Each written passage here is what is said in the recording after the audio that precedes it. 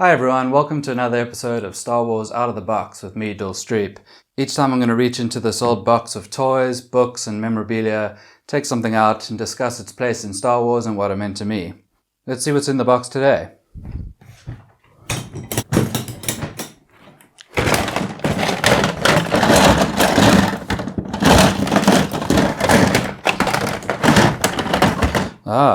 It's where I got that mug that's always on the table.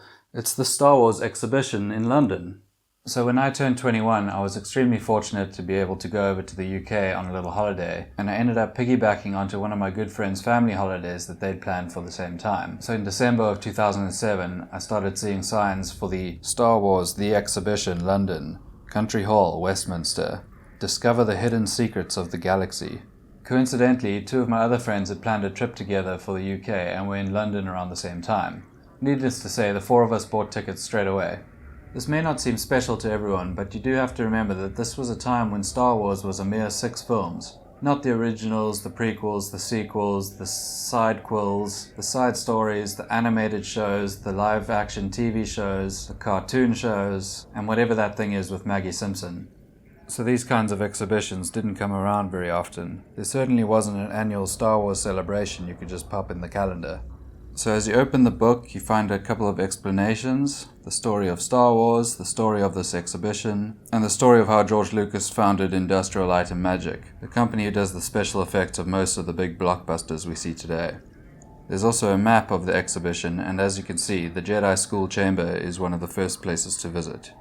Here we have some early concept art of Darth Vader, an explanation of the planets and systems within the Star Wars galaxy, some production stills, some more concept art, this time of Master Yoda, some information on Anakin's PODRACER, the NABOO N1 Starfighter, which we've subsequently seen in The Mandalorian on Disney+, a couple more production stills, ending on an image of possibly one of the most iconic Star Wars moments.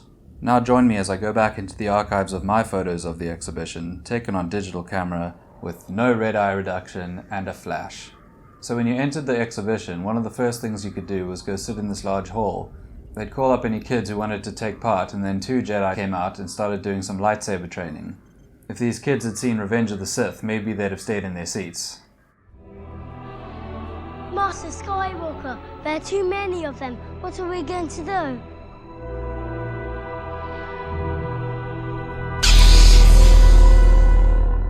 Shortly after that, lo and behold, Darth Vader and the Emperor himself walk in. And almost like a British pantomime, we all start booing from the audience, the kids start fighting them with lightsabers until eventually they're defeated. You then leave the room and have a chance for a photo op with the Sith Lords. Some of the highlights of exploring the exhibition were seeing the life-size replicas of ships, vehicles, costumes, creatures, and more. Here I am with Jango Fett on Bring Your Son to Work Day. There was a life-size replica of a PODRACER. Speaking of the podrace, this would be the miniature grandstand where all the spectators whoop and cheer from, as well as giving us one of the most awkward high fives I've ever seen in a film.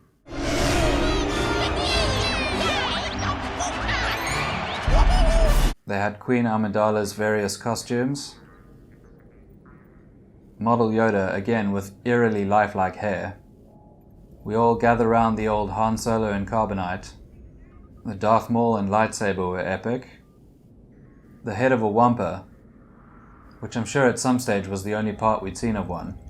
There was even a miniatures model of the bridge of one of the Star Destroyers. A life-size speeder bike from Return of the Jedi, probably the in-universe vehicle that I would like to have most in real life. I mean, the Millennium Falcon's cool, but where are you going to park it? There was life-size R2-D2, Boosh, the Trade Federation droid, the Royal Guard, an Ewok, and a whole room dedicated to Darth Vader's breathing apparatus. Here I go into the Darth Vader room. Take one with you. Filming. There he is.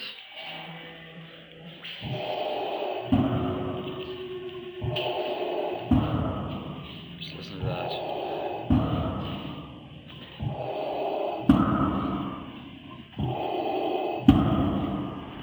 And whether you're here on Earth or in a galaxy far, far away, you still have to leave through the gift shop.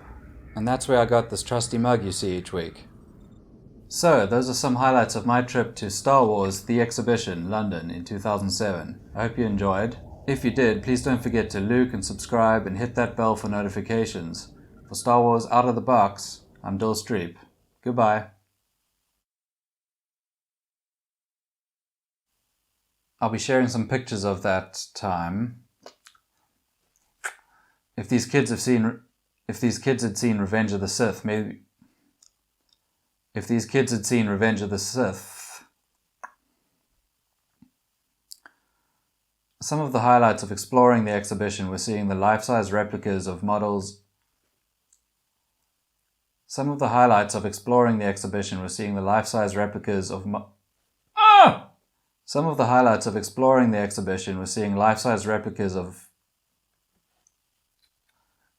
Some of the highlights of...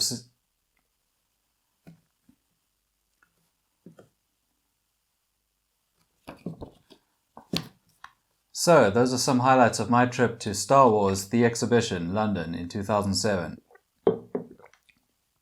Oh, it's getting cold.